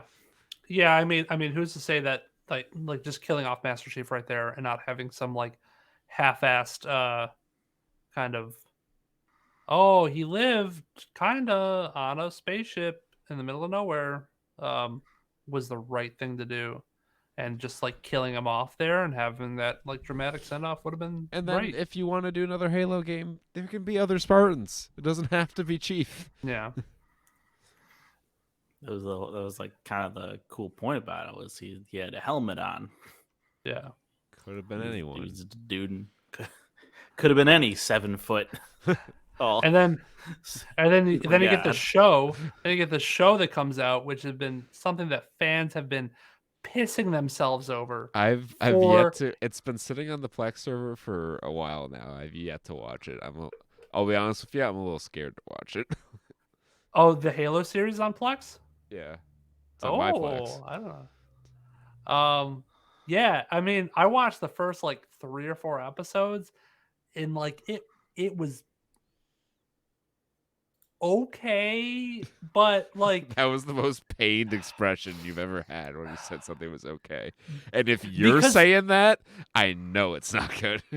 Because there were scenes that were so cool, and they just took little like 10th grader, like 15 to 18-year-old Jake, and like plucked him out of like high school and said, go have a snow day and play Halo all day. And that little elation of Jake versus what happened in like the next scene where you saw his ass and he took off the helmet and like he's falling in love with the alien human that was captured. No, purge those Xenos. Like I took a spoonful of Vegemite to take the medicine, you know? Yeah, that's why they call him John Ring, right? Yeah. John Halo. Yeah, John Halo. Yeah. That's essentially what they did, is that they're like, and his last name is Halo. I'm going alone. Your hand. I'm going to call you Han Solo. Yeah. Oh fuck! Just look at The Last of Us. First 2 episodes, they're like, the game did it really well. We're just gonna do what the game did and fucking copy it verbatim and add some background fluff to prop it up on a nice little pedestal. And then you have it take its liberties with things like the 3rd episode, and it made it better in certain things. Yeah, but then you have Halo just ripping it to shreds and saying we're gonna make our own thing. We're gonna adapt this bad sci-fi show by slapping the Halo name on it. It's what happens when you have writers that think they're smarter than everyone else, and they don't want to do your thing. They want to do their thing, and you paid all the money to get the rights to this property. They don't care. They'll take the name and just write their story. It's like the Rings of Powers is a similar situation. Because after Halo 2, it's like the fans weren't really buying Halo for the insane gameplay that they're about to witness. You know, I mean, if you go back and play the original Halo games, they were pretty. They're like one step away from just Doom, but better graphics. They're a couple steps up from Doom, but for the time they were very. They were. It was the first time you had a PC level shooter on consoles. Yeah, but what's a little 3D acceleration between games? But when I say that, it's like when you can take like things like Call of Duty, where you have the aiming down sights and the different types of mobility, and the kill streaks, and you have those different multiplayer elements. And like 2006, when you compare it, I would say Call of Duty is similar to Doom. I would say Halo is more similar to Doom because it was more it shares its stagnant DNA. FPS. Well, I would say it's more of an arena shooter in the vein of like Quake.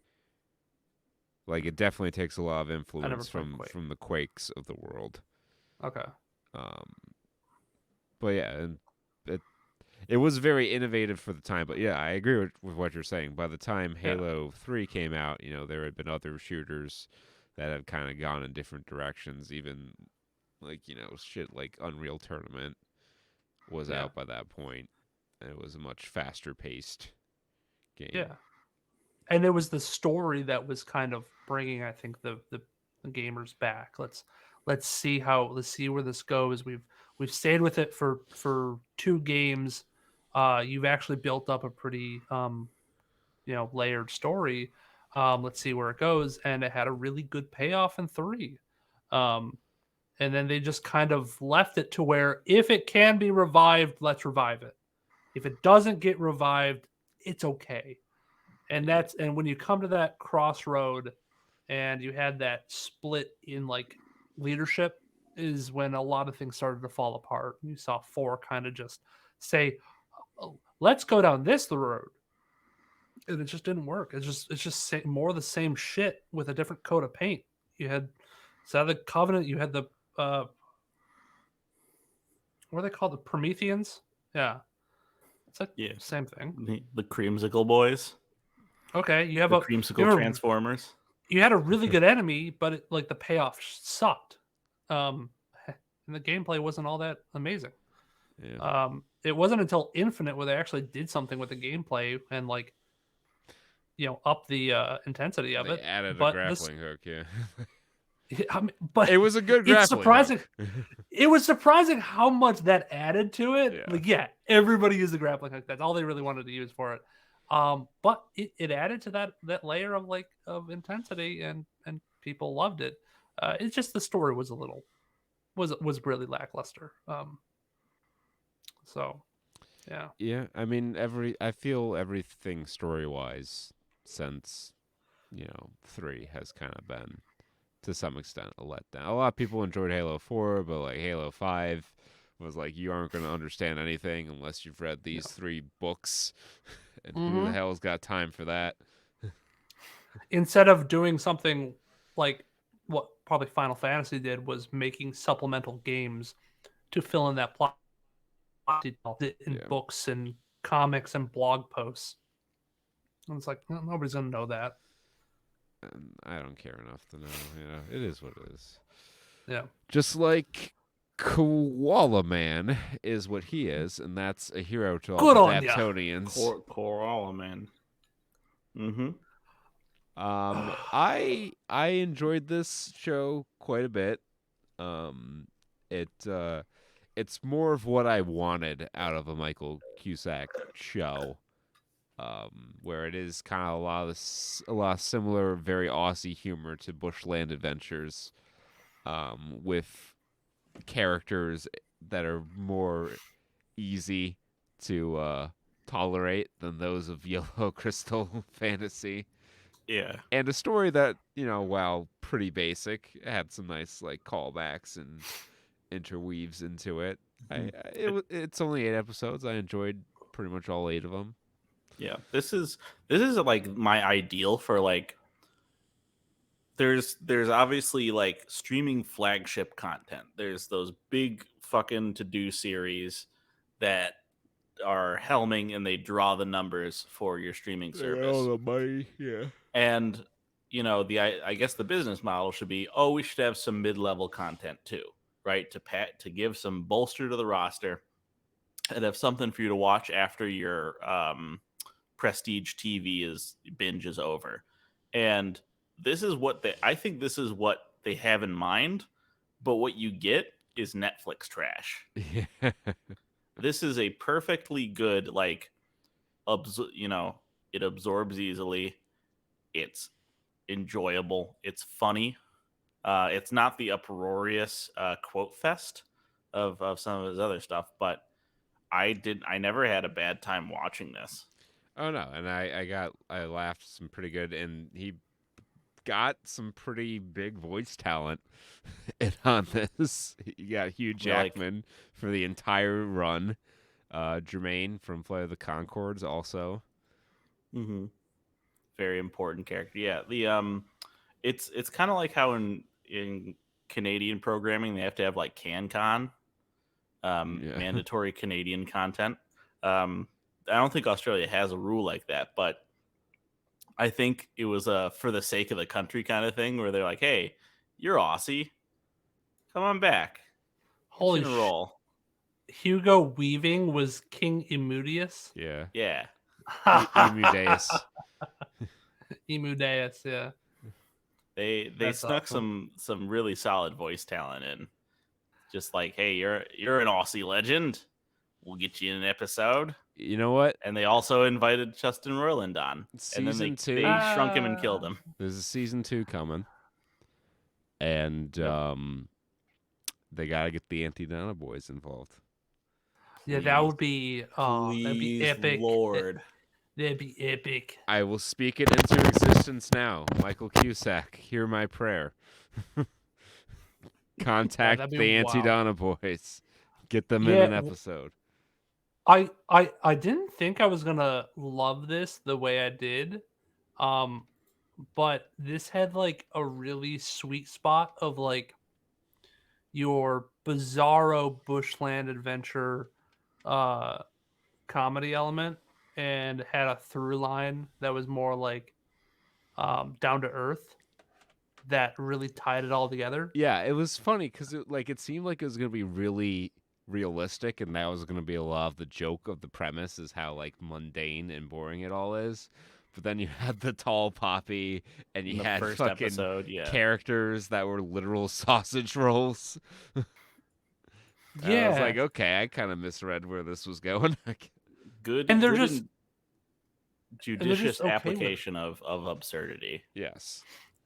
Yeah, and you get a little bit of they kind of do a weird like amount of world building and like exposition dump halfway through, and explains how we're in like a different type of like land, and it is relevant because even though we don't get a whole lot of Hollywood Island does arrive. We do get Hollywood Island at the end, and that was like something thrown in seemingly random in the middle as like an exposition dump. Um, That's like a but Michael Cusack special. Like Yeah. he does that in all his stuff where it's like, yeah, no, there's like you can go find a wizard, just out and about. They'll be there, and you can have a drinking contest with them. Oh, go off, wizard! Oh, don't cast your magic spell on me, wizard. That just kind of shit. And yeah, the whole fucking that weird lore dump in episode 3? Yeah, 3 or 4, some of that. It was with the American, I It's think. the red right? 'Cause line. they- Yeah, the red line rule or whatever. The red hot rule, yeah. Red hot rule. The red hot rule, which is like another thing about like I think it good. takes like really silly stereotypes about like Australia being like in a different time zone or a day ahead all the time, and just kind of like what if they were real? It's really Mhm. clever, the ideas that they threw into this, and then saying they're in the future and they could like change world events if they wanted to. We've already But seen the that time iceberg. bobbies. The time. The time bobbies would come to I love what he's calling at the end of the episode and just see their fucking heads rising up from the water. the water. Like they're an ever-present like deity. Yeah, it's the fuck- I'll come smite you down if you ever Time break bobbies this. are coming for you. What's the I oh, have fuck, no what's son. the thing from Loki? What's the dudes from Loki?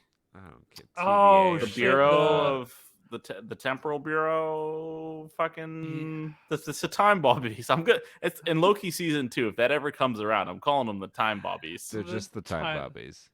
Yeah. That Um, is amazing. I do like it. It's kind of almost standout how much the whole show follows the format of like a Saturday morning kids cartoon. Because like I don't know, this does something that I don't think I've seen a show do in a long time, unless I'm like browsing on like cable TV or like network TV on at home or something. Is that they'll do like a fade out cutaway for commercial breaks Yeah. at proper times, and I'm like, I haven't. It's been a decade since I've had to witness that Been shit. years since I've seen that. I mean, it's got to be something to do with Hulu, with the fact that they have like the the more popular. Well, I'm like, seeing that commercial break a little ones. bit on Peacock too now, where content sometimes has the commercial fade out. I think, like, kind of arbitrarily placed, not super organically, and I think that's for ad-supported tiers of the service. Yeah. But when you have the ad-free plan, it just fades to black in the middle of like a conversation. You're like, "What the fuck?" And then it comes right back, and you're like, "What was that?" I wonder how expensive Trying to it watch would Sanford be. and Son. God damn it! I wonder how expensive it would be and how hard it would be to code that in to where like ad-free version of Koala Man wouldn't fade to black, would just do a cut to the next scene, or You'd have to have a I don't know. separate. I don't know. I feel like it version would of almost the- lose something in that way. Yeah. do a pan over. Well, I was speaking only of Peacock. I don't know if I'm sure they put ads in those spaces if you're on the ad-supported Hulu plan. But I feel like this could also be airing on Adult Swim. Like this, I don't know how much of this was it's a like Hulu original. R-rated, too hot for TV. Oh no, this could definitely be on Adult Swim. I've seen much Oh, worse shit on yeah. Adult Swim. Are you kidding me?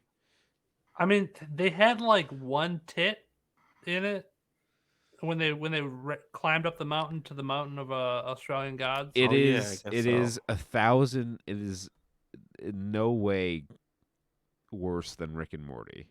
Yeah, but that might pass the censorships because they didn't show much. Yeah, I think probably just. I mean, that's just a matter of fuzzing that one out, anyways. Yeah. Yeah, it would be yeah, so that'd easy be to easy. edit around that for television. Yeah, and then so yeah, and also much like an episodic children, Saturday morning cartoon, all the episodes are very episodic with like with a little bit of a backbone of a story, and then they close it up with a 2-parter at the end of the season. And that brings me back to the fucking 90s, kids. Like that's like how Star Trek was. Well, they had a 2-parter and then a standalone episode that kind of followed the events. Because the Emu War was the 2-parter, and then the Hot Christmas was Well, I thought I put those two together as like that. Those 2 episodes were the 2-parter. I could have sworn there were 2 Emu War episodes. Well, the episode was called Emu War 2 Oh, okay. because it was the second Emu War. Yeah. All right. Yeah. Yeah. So I could see how you get confused on that, but yeah, those 2 just kind of, because it ends with the lead in to Yes. the rival showdown. But you oddly also have like even a sub through line where there's the daughter. Oh yeah, Allison, they have two who B stories. who wants to be the most popular girl at school. And I was surprised that one was the one that they decided to run with as like the other like climactic. I thought she was going to become like the main villain by the end of the series. Yeah. But they went a different way with that, with the Kookaburra, which I loved that payoff. I loved That was so so much. good. That was so funny. Like because there were so many levels to it. Like it's because like the second appearance of the Kookaburra, like I heard it as Jermaine's voice. I'm like, that's weird that Jermaine's gonna be voicing 2 characters. Oh, wait a minute. Wait a second. So I cracked that code, but what I did not anticipate was that his character was actually the kid that he stopped from using the bathroom as a hall monitor who pissed himself.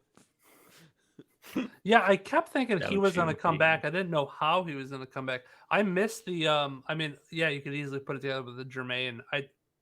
I wasn't really paying attention to like the voice and like pinpointing the principal's voice and then the Kookaburra's voice. Cuz a lot of times you do have multiple voice actors on one project. But he didn't really change anything up for those voices. So you could easily put those together, and I just wasn't paying attention to that. And I was like, okay, yeah, it's a nice little reveal. And then I was like, oh yeah, okay, makes sense that's the child. He created the villain, the classic hero creates the villain to foil his plans at the end. Which is just a solid piece of character writing, too. Yeah, it's not like they're trying to do anything like hugely revolutionary. They kind of just said, oh yeah, the hero's, his own personal troubles kind of created this villain that kind of personifies his character flaws. That's like writing 102. That's like fiction writing 102, and they just said it works. That's not, this point of the show is not a crazy plot or like a character analysis. It's the jokes. So if it's a pretty compelling story hook, throw it in. It's been around for forever because it works. Yeah. And that's a lot of the writing decisions on this show. And it's not a bad thing at all. No, I don't besmirch anyone because so many shows don't do that when they easily really could. Fucking trying too hard. Yeah. No, Yeah. No, and well, that's like just so preachy. And like, you don't have to be preachy. You can have your messages in certain areas and like not really like harp on them too much. But when you dwell on them and come back to them time and time again, it's like get the fuck over with. Is it bad that Koala Man has stronger female characters than Velma? No, because both the female family members are great, strong, empowered female characters. There's the wife who's like figuring out her own life and learning to be self-sufficient and like, and she's got her own shit too, which they even delve into. Work magic, as we just said, the daughter Allison has her own fucking plot line about gaining power, popularity, and dabbling in lesbianism. So Mindy Kaling wrote Velma as a cry for help, and we should really be getting her into that mental hospital right about now because she needs to be on medication. But I think what Koala Man does really, really well is, like you said, those basic story beats of your classic hero plot, and just wrap it in the foil of Michael Cusack's style of humor, which is the bizarre, the Australian, The Australian. just the Australian. They Yeah. just wrap it in Australian, and it makes for the same level of quality hero, digestible content with the hilarity of something that was written by like Rick and Morty, Right. and it's a fucking hit. And I thought this was gonna be shit. Like I kept on seeing advertisements for this, and I'm like, here goes another, Yeah. shoddy solar opposites. I'm gonna be Paradise PD. yeah, I'm gonna go haha a couple times at some like Brickleberry. fucking Brickleberry. Yeah. Here's another Brickleberry. Thanks, Here's Tosh. G-Force, right? Or what was that one? Oh, Q-Force. Oh my god. G-Force was the hamsters. Q-Force is the canceled gay show that Netflix tried to That was a pump great out. idea. Just like we can name these till the cows come home. Yeah, there's. Because people, they're just. I mean, even his It's either last show, zero effort YOLO and Crystal. simultaneously trying too hard. Yeah, I mean, even his last show, Yellow Crystal Fantasy. I mean, there was some stuff that I laughed at. Obviously, I'll always give it up for the Double Terry Cup. Double Dairy Cup. But overall, that show was a slog to get through. Yeah. But this one, it just hits it right, and it reminds me of all the things I liked about late 90s, early 2000s kind of Cartoon Network kind of shows. Yeah. Honestly, like this is also the reason why the regular show I think was so popular. It's the same kind of basic elements where it's all about the details and the execution on a set of maybe not so exotic premises. Yeah, and it works. It works. And I so I'll yeah, give it a I'm recommend. looking forward. Yep. If you like the humor of Bushland Adventures, then And they're half an hour episodes too, which is also fine, which is good. and there's only 8 of Super. them, so you can Super digestible in today's climate of like, hey, 45-minute episode is the standard. you can knock this shit out in an afternoon if you really want to. And I almost did. I had to stop myself because I could have just binged it all, but I had like other stuff to do. I did half and half. Yeah. So, yeah, it's a good one.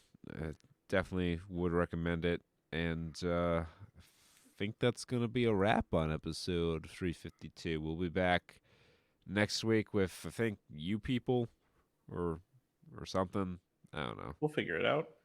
We'll get that sorted out and bring it to you at that time. But until then, remember you can check out video versions of the show on our YouTube channel, which can be found at saturnstuds.com.